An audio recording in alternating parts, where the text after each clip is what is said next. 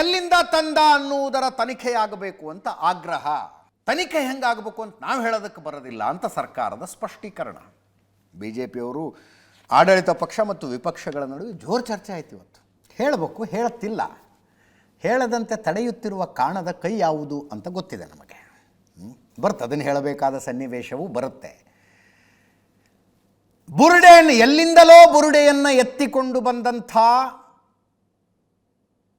ಈ ವಿಷಯದಲ್ಲಿ ಆಯ್ತಪ್ಪ, ಬುರುಡೆ ಈಗ ನಾವೇನು ಅನ್ಕೊಂಡ್ವಿ, ಅನಾಮಿಕ ದೂರದಾರನೇ ಎತ್ಕೊಂಬಂದ್ಬಿಟ್ಟಿದ್ದಾನೆ ಇದನ್ನ ಅಂತ. ಇಲ್ಲ, ಅವನ ಕೈಗೆ ತಂದು ಕೊಟ್ಟಿರಿದನ್ನು, ತಂದು ಕೊಟ್ಟಿರೋದು ಅವನ ಕೈಗೆ, ಇದನ್ನು ತಗೊಂಡು ನೀನು ಮ್ಯಾಜಿಸ್ಟ್ರೇಟ್ ಹತ್ರ ಹೋಗು ಅಂತ.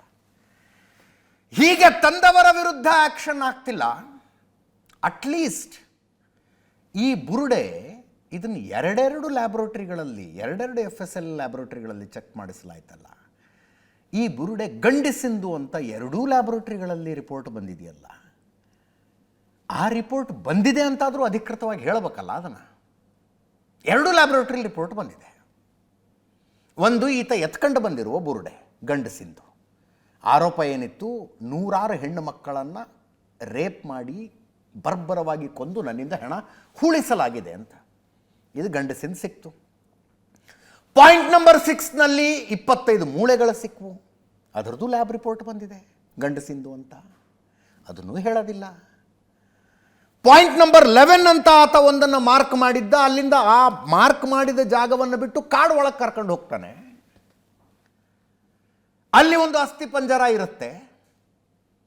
ನೋಡಿದ್ರೆ ಗೊತ್ತಾಗುತ್ತೆ ಅದು ನೇಣಾಕೊಂಡಿದ್ದಂಥ ವ್ಯಕ್ತಿಯದ್ದು ಅಂತ. ನೇಣಾಕೊಂಡಿರೋದು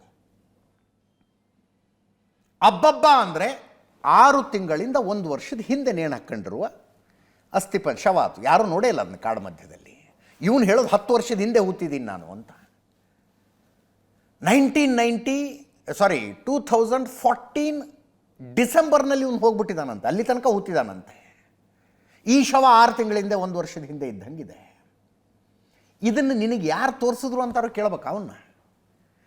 10 ವರ್ಷದ ಹಿಂದೆ ಧರ್ಮಸ್ಥಳ ಬಿಟ್ಟು ಹೋದವನು ಕಾಡು ಮಧ್ಯದಲ್ಲಿ SIT ತಂಡವನ್ನು ಕರ್ಕೊಂಡೋಗಿ ಇಲ್ಲಿದೆ ನೋಡಿ ಒಂದು ಅಸ್ಥಿ ಪಂಜರ ಅಂತ ತೋರಿಸ್ತಾನೆ ಅನ್ನೋದಿದ್ರೆ ಅವ್ನಿಗೆ ಯಾರು ಹೇಳಿರ್ಬೇಕಲ್ಲ, ಅದನ್ನ ಅವ್ನಿಗೆ ಯಾರೋ ತೋರಿಸಿರ್ಬೇಕಲ್ಲ ಕರ್ಕೊಂಡೋಗಿ. ಇಲ್ಲೊಂದಿದೆ ನೋಡು, ಇದನ್ನು ತೋರಿಸು ನೀನು SIT ಅವರಿಗೆ ಅಂತ. ಯಾರು ಹೇಳಿದ್ರಪ್ಪ ನಿನಗೆ ಅಂತವ್ರು ಕೇಳಬೇಕಾ?